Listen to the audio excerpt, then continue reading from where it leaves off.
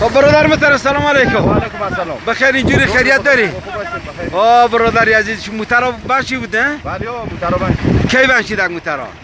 بیش از بند بودن تا بدن بند. خب شما به توسط کی آزاد شدین؟ ما خیر بینید فوای دومه وجود موترم روان کرده نفرات خودم روان کرده. دیگه اونو ما رو کشیدن به این مردم رو کشیدن.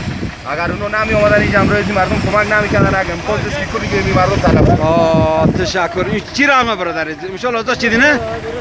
این کلام مشکلی کنه. خب اینا معیالا نه؟ این مسلمان‌ها همه کی گیر مونده بودن روی موتر فلان کو. گیر مونده بودن یک شب به همه شما گیر مونده بودین نه؟ آفرین. ولی مسلمان ها همه گرد شدن خدا استادیم برفتن. خب خدا من خیر بیاره برادر.